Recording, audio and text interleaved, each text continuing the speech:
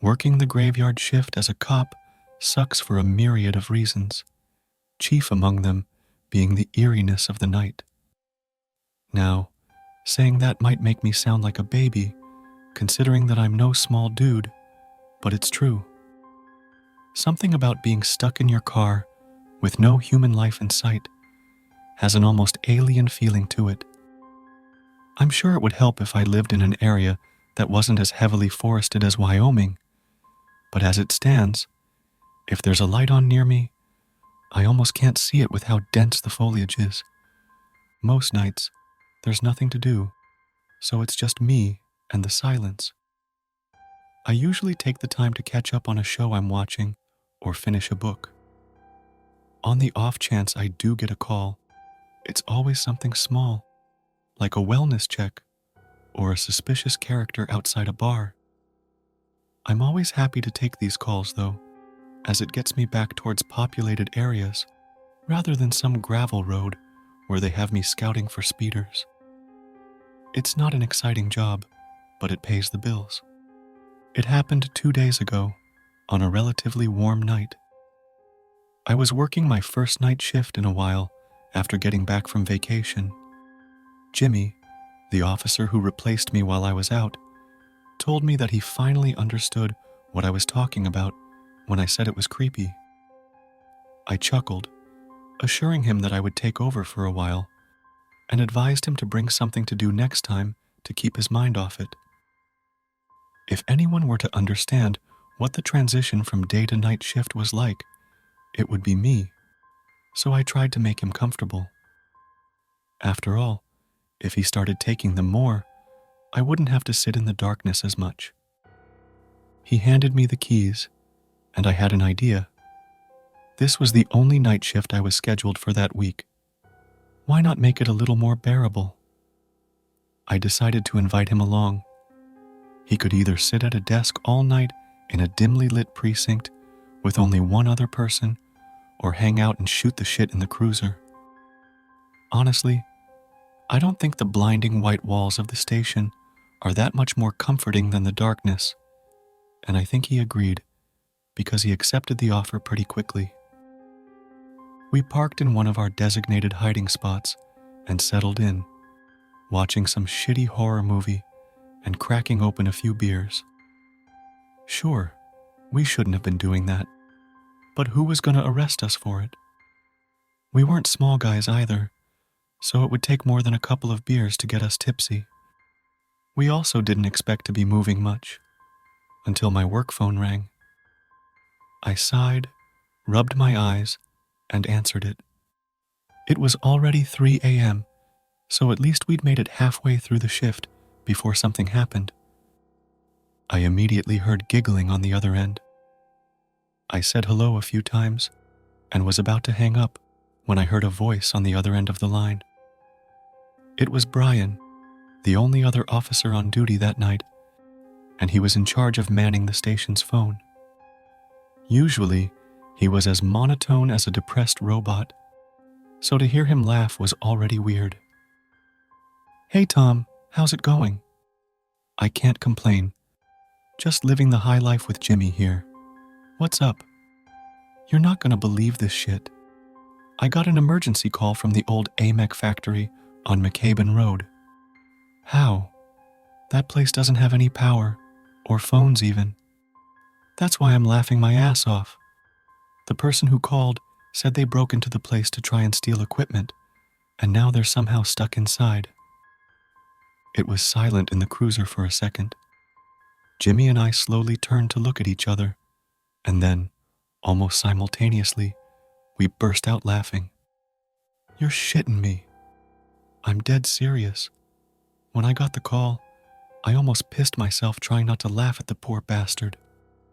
I'm about to piss myself right now. Hell, I think Jimmy already did." Jimmy jokingly slugged me in the shoulder as Brian began to talk again. "Anyways, do me a favor and go and help the guy get out of there.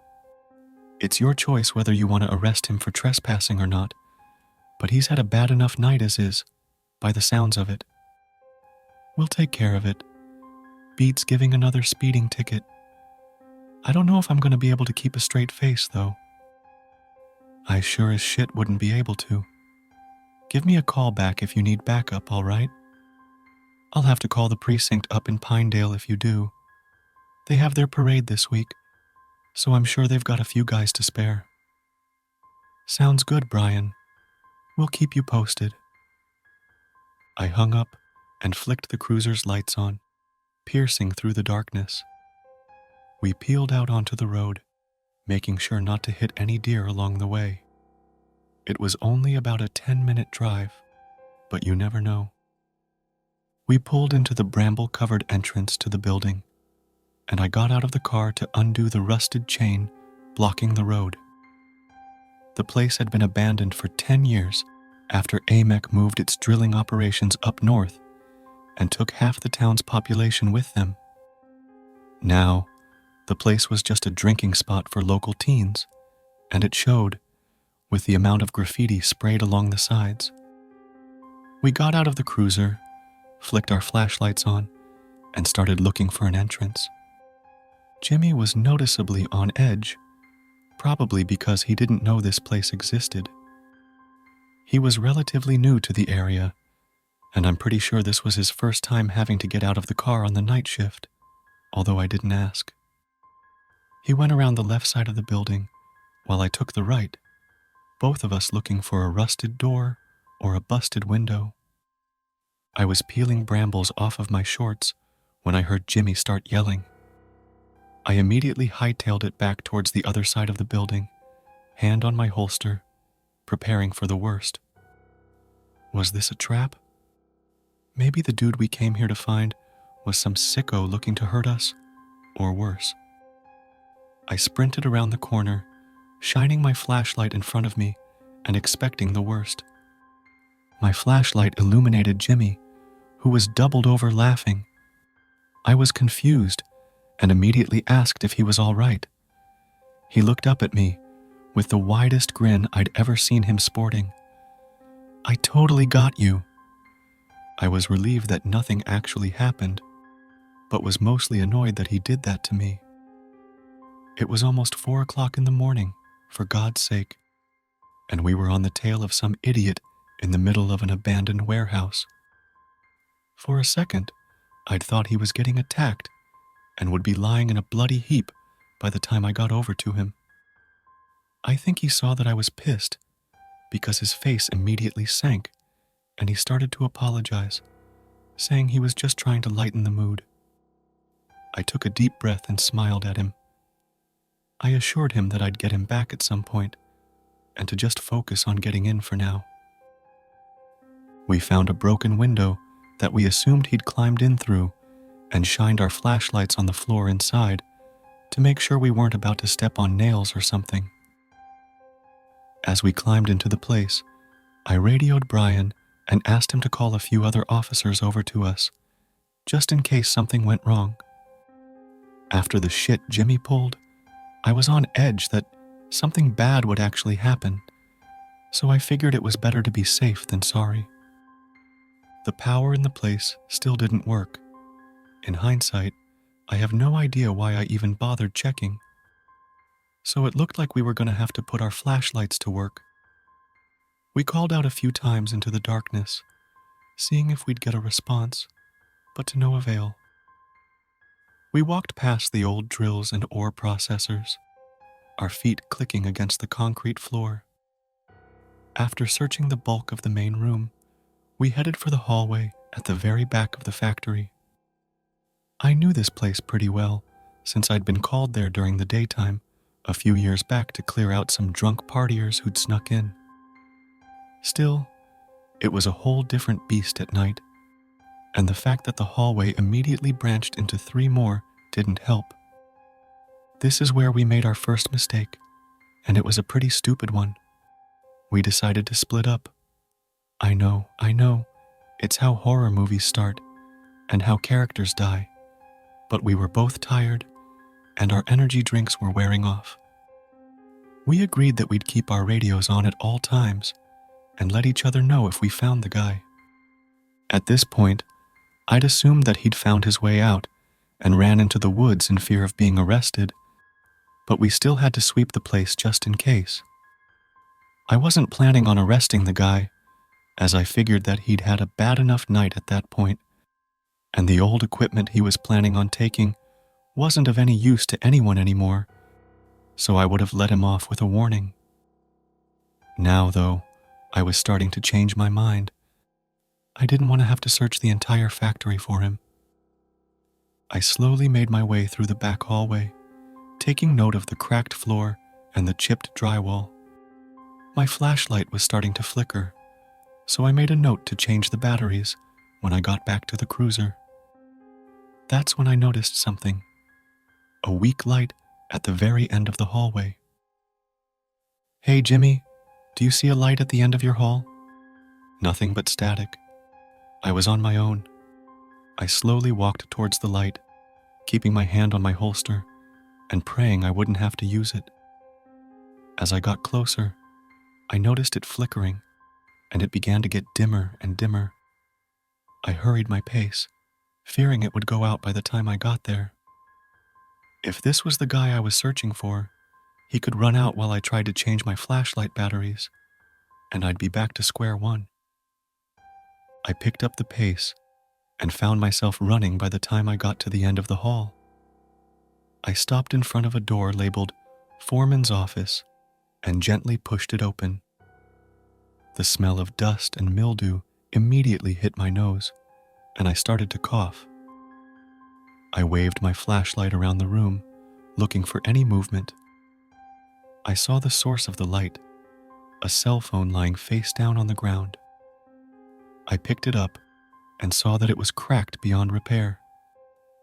This was weird, but what was even weirder was the fact that the screen was still on. Most phones turn off within a few minutes if they aren't in use, so this had to have happened recently. I walked to the back of the office and found a door. I figured it was a closet, so I didn't bother trying the handle. My mistake. I turned back around and radioed Jimmy, telling him I'd found the guy's phone, but was starting to think he'd left the building. I got no response. I sighed and started to walk back towards the hall. That's when I heard a thud behind me. I turned around and pointed my flashlight at the door, but nothing happened. It sounded like it came from inside the closet, but that wouldn't make any sense, right? There's no way the guy would lock himself in a closet with no way out. I took my hand off of my holster and gently grabbed the handle, slowly twisting it to avoid making noise. I quickly pulled the door open, and my flashlight hit the worst sight I'd ever seen. The guy we'd come here to find was a young girl, about 17 or so, and she was lying dead on the closet floor. I won't go into too much detail, but it looked like she'd been strangled, and her hair was matted with blood. I immediately dropped my flashlight and fell backward, scrambling to get to my feet. I began to hyperventilate, my heart beating out of my chest as I tried to process what I'd just seen.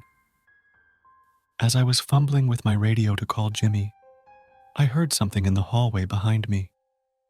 I turned around, expecting to see him, but was met with a horrifying sight. It was a tall, dark figure, standing perfectly still at the end of the hall. It was too dark to make out any features, but it looked like it was wearing some sort of robe. I froze, unable to move or even speak. The figure just stood there, staring at me. I felt a cold chill run down my spine as it slowly started to move towards me. I tried to scream, but no sound came out. I turned and ran as fast as I could, not looking back. I could hear footsteps behind me, getting closer and closer.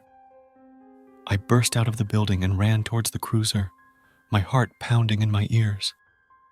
I jumped in and locked the doors, grabbing the radio and frantically calling for backup. Jimmy finally responded, saying he was on his way.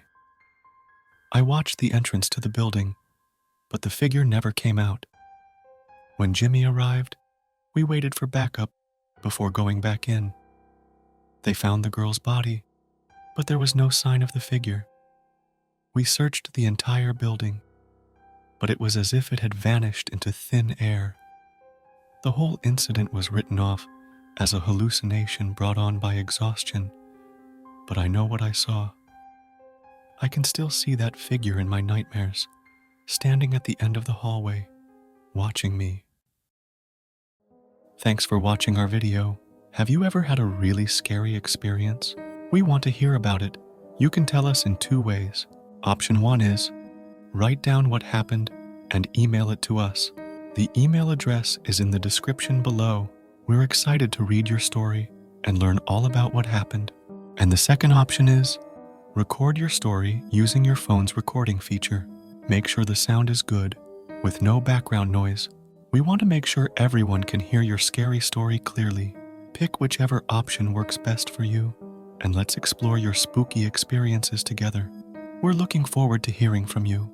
And if you liked this video, give it a thumbs up and subscribe to our channel.